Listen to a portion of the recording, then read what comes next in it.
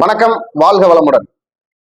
நெக்ஸ்டன் YouTube channel நேயர் அனைவர்களுக்கும் என் வாழ்த்துக்களையும் வணக்கத்தையும் தெரிவித்துக் கொண்டு நான் உங்கள் கேரளா ஜோதிடர் குரு மணிகண்டன், கேரளா பாலக்காடு ஜோதிடர் ஆசிரியர். நாம திருமண புள்ளி, திருமண லக்னம், தொழில் புள்ளி, தொழில் லக்னம்னு சொல்லி வகுப்பெடுக்கிறோம். அதை இப்போ தினசரி வகுப்பா மாத்திருக்கோம். இப்ப வர பிப்ரவரி 21ஆம் தேதி 22ஆம் தேதி ஸ்பெஷலா எடுக்கிறோம். தினசரி வகுப்பாக மாத்திருக்கோம். இந்த தினசரி வகுப்பு என்னன்னு பாத்தீங்கன்னா, தொழில் புள்ளி, தொழில் லக்னம், திருமண புள்ளி, திருமண லக்னம்னா ஒருவருக்கு எந்த வயதில் எப்பொழுது திருமணம் நடக்குமா நடக்காதா, ஒருவருக்கு எந்த வயதில் தொழில் அமையும், அவர் அந்த தொழிலில் சம்பாரிச்சு கோடீஸ்வரர் மிதமான வாழ்க்கையில் இருப்பாரா, நிலையான அமைப்பில் இருப்பாரா, ஆக இருக்க மாட்டாரா, இந்த செயல்பாட்டை தான் அதுல நம்ம சொல்ல போறோம். அதே மாதிரி இப்ப பார்க்க போற பதிவு என்னன்னு பாத்தீங்கன்னா, வருகிற மார்ச் 6ஆம் தேதி காலை 8:24 வாக்கிய பஞ்சாங்க பிரகாரம் சனி பயிற்சி பலன் நடக்குது. அப்ப இந்த சனி பகவானுடைய பயிற்சி 12 ராசிகளுக்கு எப்படி இருக்குங்கிறத பார்க்க போறோம். ஏன் திருக்கணித பிரகாரம் போன ஆண்டே முடிஞ்சது. இப்ப வாக்கிய பஞ்சாங்க பிரகாரம் இந்த ஆண்டு தொடங்குது மார்ச் 6ஆம் தேதி. அப்போ வாக்கிய பஞ்சாங்கிறதுக்கு தெய்வத்துக்கு உண்டான பஞ்சாங்கம்னு அதுக்கு பேர். தேவர்கள் பிரசன்னமாவது வாக்கிய பிரகாரமே அப்படிங்கிறது முன்னோர்களுடைய ஒரு கணிப்பு. அந்த கணிப்பு பிரகாரம் இப்போ தனுசு ராசிக்கு சனி பகவானுடைய பெயர்ச்சி எப்படி இருக்கிறது? தனுசு ராசிக்கு பாத்தீங்கன்னா சனி பகவானுடைய பெயர்ச்சி அப்படிங்கிறது ஒரு சிறப்பான அம்சத்தை செயல்படுத்தும். இதுவரை இருந்த பிரச்சனைகளை தீர்க்கக்கூடிய சக்தியை தரும். ஏன்னு பாத்தீங்கன்னா, தனுசு ராசிக்கு போய் 4ஆம் இடத்தில் இருக்கிறார். அர்த்தராஷ்டிரம சனி பகவானாக இருந்தாலும் அவர் பார்வை 6ஆம் இடத்தையும் 10ஆம் இடத்தையும் பார்க்கிறது.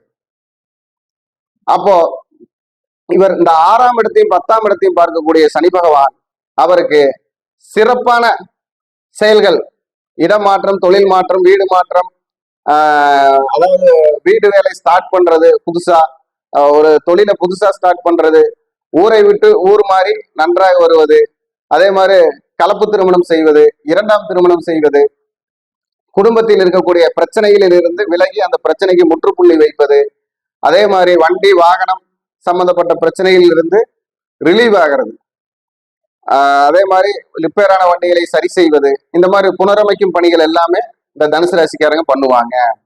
தொழில்ல மாற்றம் வரும். ஜீவனம் அப்படிங்கிறத நாம இப்போ ஒரு பலமான சூழ்நிலையை உருவாக்குவோம். எல்லாத்தையும் புரிஞ்சுக்குவோம், புரிஞ்சு பக்குவப்பட்டுருவோம். இதுதான் நிலைமை, இதுதான் உயர்வு, இதுதான் தேவை, இதுதான் நம்பிக்கை அப்படிங்கிறத உணர்ந்து செயல்படக்கூடிய காலங்களாக இனி வரும் வருடங்களும் காலங்களும் மாற்றி தரும் உங்களுக்கு. ஏன் அப்படின்னு பாத்தீங்கன்னா, உங்களுடைய சூழ்நிலைகள் உங்களுக்கு தடுமாற்றத்தை இதுவரை தந்து கொண்டிருந்தது. ஒரு நிலையான புத்தி இல்ல, நிலையான செயல் இல்ல. அது எந்த உத்தியோகத்துல இருந்தாலும் சரி, எல்லா உத்தியோகத்துல இருக்கு, கவர்மெண்ட் உத்தியோகத்துல இருந்தாலும் சரி, வருமானம் இருக்கிறவங்களா இருந்தாலும் சரி, இல்லாதவங்களா இருந்தாலும் சரி, ஒவ்வொரு பிரச்சனைகளை சந்தித்துக் கொண்டு இருப்பார்கள் தனுசு ராசிக்காரர்கள். அப்போ இனி பிரச்சனைகளை ஒவ்வொன்றையும் உணர்ந்து அதற்கு சரி பண்ணக்கூடிய முயற்சியை கையாளுவீர்கள். நல்ல செயல்பாட்டை உண்டு பண்ணக்கூடிய சக்தியை உருவாக்க முடியும். அதே மாதிரி தாய் உடல் நலத்தில் கவனம் தேவை. தாய் உடல் நலம், தந்தை உடல் நலம், இதுல எல்லாம் கவனமா இருக்கணும் அப்படின்னு சொல்லலாம். அப்போ இந்த பார்வையில எல்லாம் பாத்தீங்கன்னா 10ஆம் பார்வையை தன் வீட்டையே பாக்குறாரு, தனுசு ராசியவே பாக்குறாரு. அப்போ நீங்களும் பாத்தீங்கன்னா உங்களுடைய, அதாவது நான் தான் அப்படிங்கிற விஷயத்த கொஞ்சம் விட்டு கொடுத்து எளிமையா இருக்கணும். தனுசு ராசிக்காரங்க நான் தான், எனக்கு எல்லாம் தெரியும், என்னால எதையும் செய்ய முடியும் அப்படின்னு கொஞ்சம் யோசனையை விட்டு கொடுக்கணும். குருமார்களுடைய ஆசீர்வாதம் வாங்கணும்.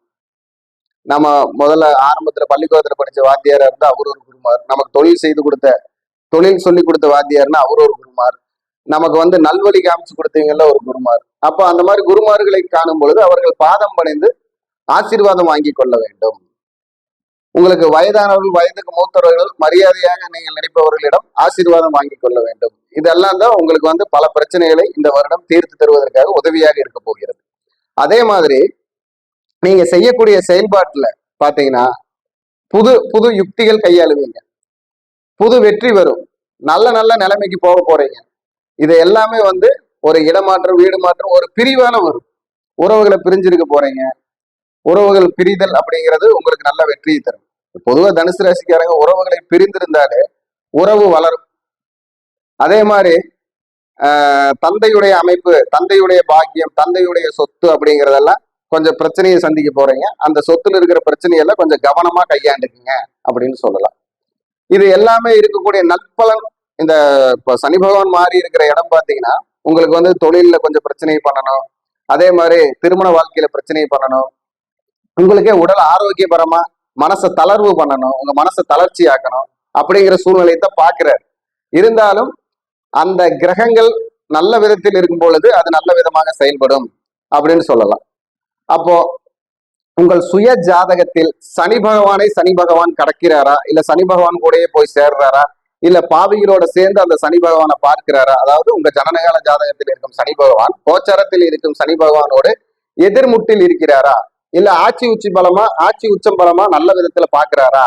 அதே மாதிரி இந்த சனி பகவான் பார்க்கக்கூடிய ரிஷபம், கன்னி, தனுசு இந்த 3 கிரகங்களும் உங்களுக்கு சுபபலராக இருக்கிறார்களா, சுபராக இருக்கிறார்களா, இல்ல சுப பலத்தோட இருக்காங்களான்னு பார்த்துக்கிட்டு அதுக்கு தகுந்த மாதிரி உங்க ஜாதக பிரகாரம் உள்ள விஷயத்தை எல்லாம் நம்ம செயல்படுத்தினோம்னா உங்களுக்கு இதுல சொல்லி இருக்கிற நல்ல பலன் மட்டும் எப்படி நடக்கும், கெட்ட பலன் எவ்வளவு நடக்கும் அப்படிங்கிற தீர்மானமா சொல்லிடலாம். ஏன்னா ஒரு தனுசு ராசின்னு சொன்னோம்னா தனுசு ராசிக்கு ஒரு 50 லட்சம் பேர் இருப்பாங்க, எல்லாத்துக்கும் ஒரே பலனா சொல்ல முடியாது. அப்ப அவங்களுடைய ஜாதக கட்டத்தில் எப்படி இருக்கிறது, அந்த கட்டத்தில் நடக்கக்கூடிய தசா புத்தி அந்தரம், கிரகங்களுடைய பலம், அதெல்லாம் இப்ப மாறக்கூடிய சனி பகவான் பயிற்சிக்கு எப்படி இருக்கு, குரு பகவானுடைய பயிற்சி எப்படி, ஒவ்வொரு கிரகங்களுடைய பயிற்சியும் அதுல எப்படி பின்னி பிணையுதுன்னு பார்த்தோம்னா உங்களுடைய தன்மையை தனிப்பட்ட முறையில செயல்படுத்த முடியும்.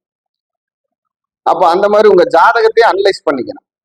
அப்பதான் உங்களுக்கு ஒரு சிறப்பான தேவைகள் எல்லாம் உங்களுக்கு எல்லா நன்மைகளையும் நம்ம தேடிக்க முடியும்.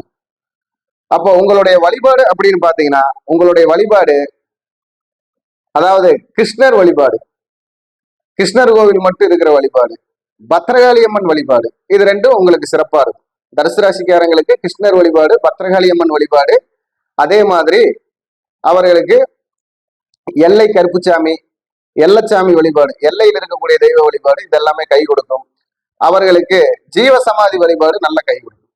ஜீவசமாதி கிட்ட போயிட்டு அங்க தர்மம் கேட்கறவங்களுக்கு அன்னதானம் செய்வது, அதாவது ஒரு நம்மளே சாப்பாடு எல்லாம் கையில வாங்கிட்டு இல்லைன்னா கடையில வாழலையோட சாப்பாடு கட்ட சொல்லி அந்த வாழலை சாப்பாட்டு ஒரு 8 பேர் 9 பேர்த்துக்கு 10 பேர்த்துக்கு பரிமாறி உங்க கையால அதை வச்சு பரிமாறி தண்ணி பாட்டிலும் கொடுத்து வந்தீங்கன்னா உங்களுக்கு நல்ல பலன் கிடைக்கும்.